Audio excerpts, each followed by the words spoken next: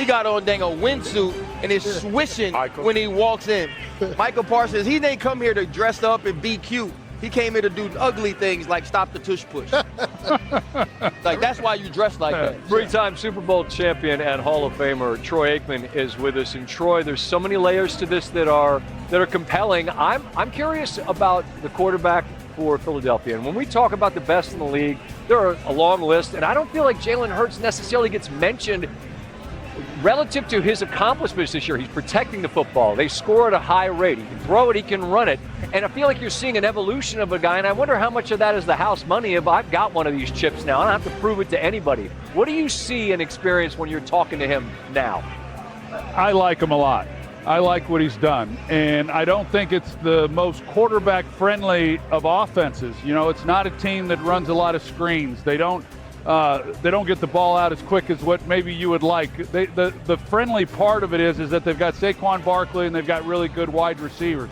There's not a lot of scheme that just necessarily frees guys up across the middle of the field, but he has done some really amazing things as far as when he is in the pocket, he delivers it accurately. He's able to create, of course, with his legs, but I like what he's been able to do. There are times when you watch it and there's just really nowhere to go with the football, and then he's able to create some things and make it happen. So I do agree with you that Jalen Hurts, he's played at a high level, he's playing at a high level, and you look at the stats, and we're in a stats world to where, well, he's not throwing for as many yards. Well, they don't throw the ball the way that a lot of these other teams do either. They're built on running the football, as you know, Jason. He got his best percentage completion-wise as well. That's right, and that was, you know, maybe the reason I like him so much, because it was kind of my career, you know, that you're not throwing it as much as what some of these other teams are, but yet when you do, they are throwing it very effectively and doing a lot of good things. So I like where this team's at. I like the acquisitions that Howie Roseman made. I like the defense. They're only going to get better. I like everything about the organization. There's not much not to like. Well, and conversely, on the other side, Jordan Love, you talk about quick screens and getting the ball out quick. That's something that they've really mastered all season, and since LaFleur's been there. Would you like to see them to start pushing the ball? They don't really have those explosives down the field that they've kind of had in the past. Well, kind of what's gotten to them is that they haven't worked the intermediate portions of the field as much, and so they have been big play or bust, so to speak. Yeah. You know, I mean, and they're not running the ball quite as well as what they have in the past. Jordan Love, he's playing at a high level too. These teams, in a lot of ways, are very similar in what they want to do and how they want to try to attack you. Where Jordan gets into trouble is when he gets a little impatient, and then we saw it last week, and then he wants to create the big play and get the ball down the field. I do think that with Christian Watson coming back 2 weeks ago, he's already had an impact on that offense, and he'll continue to do so. I want to go to the New York Giants. Obviously not a team that's playing as well as the two we'll see tonight. They decided to part ways with Brian Daboll and decided that Joe Shane is actually going to be the general manager in charge of picking the next head coach. What do you believe ultimately went into the decision to make that move at this point? Yeah, I'm just going on reports because you're not in the building, but you look at what they did the first year, and obviously it surpassed everybody's expectations, and I think even ownership would probably admit that they realized even then that they probably played above their heads and were able to make it to the postseason. But since then, we just really haven't seen much growth within that football team. And anytime you draft a quarterback like they did with Jackson Dart, you then expect that he's going to be the franchise. But if he had to play this year, that's probably not going to be a good sign. And then he's been battling that. So I think it was a decision that they made based on the fact they weren't seeing enough progress this year. There were reports a couple weeks ago that there was talk of maybe firing him then after the Denver loss. And so after yesterday's loss again, I think most people kind of saw the writing on the wall. T.A., I want to come back to this game. I feel like we kind of been waffling on Green Bay because of the games that they've lost. Cleveland, Carolina, like just unconventional. How much of this team, and everybody can attribute it to a quarterback, so this team in the long run is on Jordan Love as opposed to everything else that's around him?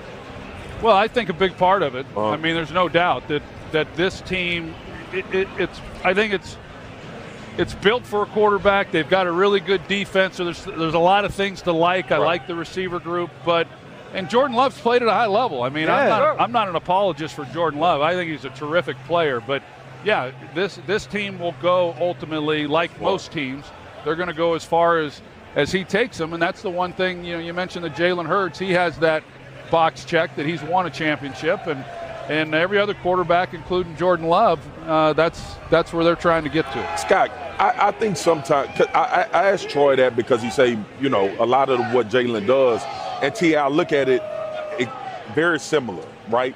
You got a quarterback in Jordan Love that I feel like some games you are going to have to throw for 320 and 3 touchdowns. I never feel like that about Jalen Hurts.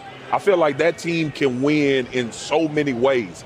I think Green Bay got to win a championship with him being elite. But I think the other difference is this, though. When you ask Jalen Hurts to do it, example, the Super Bowl, he has been able to do it. The same thing against Minnesota 3 weeks ago. And so I do believe that when Jalen Hurts is called upon to do that, he can. I think what Matt LaFleur needs to do is understand this game isn't about the running game anymore with Josh Jacobs, that Jordan Love can shoulder the load. Well, Jason knows it better than anybody. The thing I love about Jalen Hurts is he's old school, and he just wants to win. Yeah. And it doesn't matter. And, there's a lot of quarterbacks, if they're throwing for as few yards as he has at times in games, they're pretty vocal about that. He's made it real. He just wants to win, and I admire that about him. And I had a chance to visit with his head coach, and I said, hey, we're going to give your guys his flowers tonight because I feel like we talk about a lot of other guys. And he goes, you know what?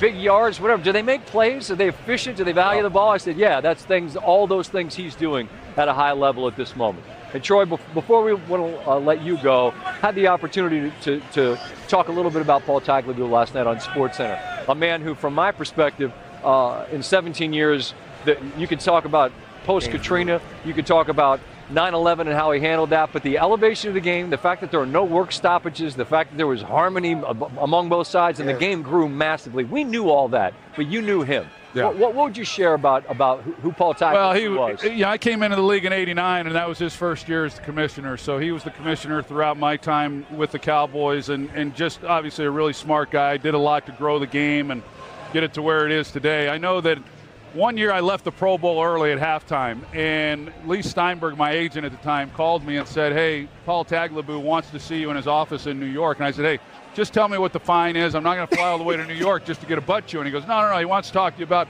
being a goodwill ambassador to the league. And I said, well, all right, then I'll make the trip. So I was in his office for 2 hours.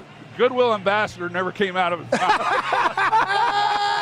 He was a tough guy, too. But I had a lot of respect for him. He did a lot of Oh, what a spectacular story. So that ambassador never came up, huh? No. 2 hours. Hey, that's Lee's fault. Lee's supposed to be representing you better than that. Look forward to the